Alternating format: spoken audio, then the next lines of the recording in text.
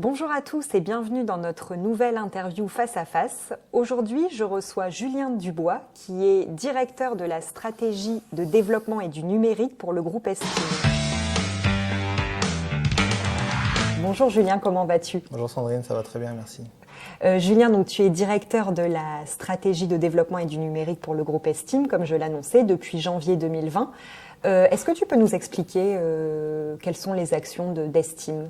Alors, Estime, c'est une association qui existe depuis 1980 environ, qui est une association en fait qui travaille dans les champs de l'économie sociale et solidaire et de l'éducation populaire. Elle vient en fait de centres sociaux qui sont situés sur des quartiers prioritaires à Tourcoing. Et on a évolué en fait au fur et à mesure des années, et aujourd'hui l'association Estime œuvre dans les champs de l'innovation sociale pour accompagner les habitants qui ont des difficultés, qui sont en état de fragilité, dans différents axes, dans différents pôles. Un pôle de ce qu'on appelle d'action sociale qui est porté par nos deux centres sociaux sur les territoires de Bellencontre et des Falampins à Tourcoing. Notre pôle d'insertion par l'activité économique avec des chantiers d'insertion autour du numérique qui s'appelle Level Up et autour du bâtiment qui s'appelle Siléo. On a aussi un pôle d'insertion qui s'appelle la MIAE, la Maison des Initiatives pour l'accès à l'emploi, qui travaille pour accompagner les bénéficiaires du RSA ou des jeunes qui sont éloignés de l'emploi ou de la formation à retrouver un travail. Et enfin, on a aussi une particularité sur les programmes de rénovation urbaine, dans les chantiers de rénovation urbaine, pour accompagner les habitants dans une démarche qu'on appelle le pilotage social, qui permet de les accompagner pendant tous les travaux, surtout dans les quartiers prioritaires en fait, qui font l'objet de rénovation. D'accord, c'est un large champ d'action tout ça. Un très large champ d'action. Quelles sont les actions concrètes d'utilité sociale qui ont été mises en place par Estime? Est-ce que tu as des exemples à nous donner? Oui, on a beaucoup d'actions, on a une quarantaine d'actions qu'on porte par an, donc on ne va pas tous forcément les énumérer, mais l'action des centres sociaux d'abord qui œuvre au quotidien pour les habitants du territoire, dans les quartiers sur lesquels ils se trouvent. Donc, ça peut être autant des actions d'accueil de loisirs que de projets autour de la jeunesse, de mobilité, etc. Donc, on parle de la petite enfant jusqu'au senior, en fait, et à l'âge adulte, en passant par toutes les tranches d'âge entre deux. Donc, tout ce qu'on peut attendre d'un centre social de proximité.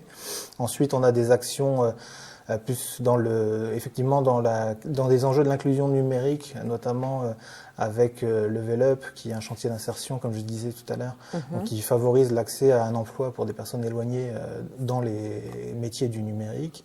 Alors, on travaille aussi avec un autre projet d'inclusion numérique qui s'appelle les centres sociaux connectés, qui fait en sorte de faire monter en compétence et les habitants et les centres sociaux à l'ère aujourd'hui du numérique pour travailler sur toute la question des dématérialisations et de l'accès aux droits, puisqu'aujourd'hui tout se numérise, donc il y a un gros enjeu pour les habitants et notamment dans les quartiers prioritaires. Et ensuite, toutes nos actions d'insertion, d'accompagnement des publics vers l'apprentissage, d'accompagnement des publics vers l'insertion, trouver un emploi, trouver une formation. Donc ça fait un grand éventail de projets d'utilité sociale qu'on porte. Et tu as une idée du nombre de projets qui sont mis en place par Estime chaque année? Chaque année, on est sur environ une quarantaine de projets dans les différents pôles qu'on porte. Chaque pôle peut porter aussi plein de projets différents. Encore une fois, il y a des projets autour de la petite enfance, autour de la jeunesse, autour de l'âge adulte, autour des seniors. Et après, des projets plus spécifiques sur l'insertion, etc. Donc, on a une quarantaine de projets par an. Donc, des projets qui s'inscrivent aussi dans la durée. Donc, c'est des projets des fois qui reviennent, qu'on porte depuis des années. Et beaucoup de nouveaux projets aussi qu'on essaie de faire évoluer. Là, en ce moment, on travaille beaucoup sur les enjeux de la transition écologique, qui est une de nos priorités absolues pour les années à venir. D'accord. Et tu sais à peu près combien de personnes travaillent pour le groupe Estime? Là, aujourd'hui, il y a environ 150 salariés.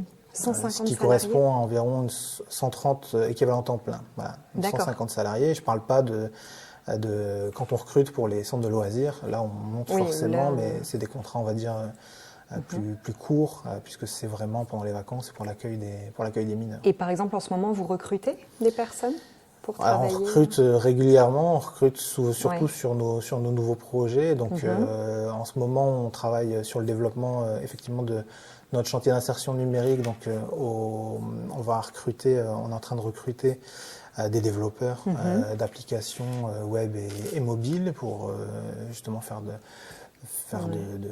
des travaux de création d'applications, de sites internet. On est en train de recruter aussi des personnes autour du projet Centres Socioconnectés, notamment pour tout ce qui est la partie SMH, puisque nos projets maintenant ont vocation à s'essaimer sur d'autres territoires ou auprès d'autres structures. C'est vraiment l'enjeu aussi qu'on se fixe. Et on va certainement recruter très prochainement dans les métiers de verts, en fait, dans les métiers de la transition écologique, puisqu'on a recruté quelqu'un depuis septembre avec un plan d'action pour Estime et pour le territoire. Et aujourd'hui, on commence vraiment à déposer beaucoup de projets là-dessus. Donc très rapidement, on va augmenter notre effectif et nos recrutements effectivement dans ce domaine-là. Et quel bilan tu peux faire justement de l'année 2021 par rapport aux projets qui ont été mis en place? Est-ce que tu as des projets en particulier dont tu veux nous parler? L'année 2021, c'est une année un peu de transition. Ça a été une année un peu... Au niveau des financements, tout ça. Donc, on a certains projets qui se sont arrêtés, d'autres projets qui ont commencé. Là où on a été bon, c'est d'avoir pu anticiper la fin de certains projets pour anticiper et en créer des nouveaux, en fait. Donc là, vraiment, en 2021, c'est pas des nouveaux projets qu'on a lancés. Ben, je suis assez fier de dire qu'on travaille maintenant sur les enjeux de la transition écologique avec quelqu'un dédié sur ces questions, qui a une expertise, puisque ça va être vraiment notre priorité pour l'avenir. Et dans les projets qu'on est en train de mener, qui sont intéressants, c'est effectivement le projet Sur Mesure, qui est un peu un nouveau projet sur lesquels on a répondu en 2021 avec un consortium d'acteurs, une vingtaine d'acteurs, pour l'accompagnement à l'insertion socio-professionnelle sur le territoire tourquenois notamment, avec l'enjeu de travailler mieux collectivement. Donc ça, c'est une assez grande fierté de pouvoir aller là-dessus, parce que de un, c'est des appels à projets nationaux, donc ça nous inscrit aussi dans le national et avec une visibilité sur l'ensemble du territoire. Et ça montre aussi que l'innovation passe aussi par le travail en coopération avec les autres acteurs. Donc c'est vraiment l'angle qu'on prend aujourd'hui. Et donc on est assez fiers de montrer que, surtout que les réponses qu'on a essayé d'apporter, elles font sens, et que maintenant on va pouvoir les porter de manière plus opérationnelle sur les années à venir. Et pour 2022, qu'est-ce qu'on peut vous souhaiter? Est-ce que tu as des projets en particulier dont tu veux parler? Tu parlais tout à l'heure du projet Sur Mesure, justement. Est-ce que tu as d'autres projets dont tu veux nous parler et qui sont mis en place pour cette année? Alors, on a beaucoup de perspectives, surtout sur 2022. Donc, on a déposé des dossiers et on continue de déposer des dossiers pour 2022. Alors, c'est jamais une année civile sur laquelle on parle, mais voilà, en cours d'année, il y a des projets qui peuvent tomber. Là où on est assez content, c'est effectivement le projet Urbaness qui commence à prendre forme, qui est un projet de concertation citoyenne pour en fait réaménagement des espaces intérieurs ou extérieurs, en y intégrant les habitants. C'est-à-dire qu'il y a beaucoup de bailleurs sociaux aujourd'hui qui nous font confiance là-dessus pour essayer de travailler avec les locataires de leurs bâtiments, tous les espaces notamment extérieurs, pour qu'ils puissent s'en saisir et puis qu'ils puissent les animer derrière. Donc ça, c'est un projet qui est assez récent et qui commence à prendre forme et qui va continuer de prendre forme en 2022. On a effectivement le projet Sur Mesure dont on parlait tout à l'heure, qui commence concrètement aujourd'hui, en 2022, et qui va porter ses fruits pour accompagner 250 personnes à l'emploi sur 2 ans sur le territoire de Tourcoing. Et aujourd'hui, on dépose des projets transfrontaliers, notamment avec les programmes Erasmus, donc en lien avec d'autres acteurs, des acteurs qui sont aussi européens aujourd'hui. Donc c'est une petite nouveauté pour nous, puisqu'on l'avait encore jamais fait. On l'a déposé là aujourd'hui. C'est des projets autour de l'éco-communication, c'est-à-dire comment essayer d'être plus responsable, d'être moins impactant d'un point de vue émissions de gaz, carbone, etc. dans notre manière de communiquer, que ce soit la communication physique, digitale, création de sites ou autre, tout ce qui touche au métier du numérique qui sont aujourd'hui énergivores. Et des fois, on pense que le numérique, c'est mieux que l'impression papier, mais en fait, pas forcément.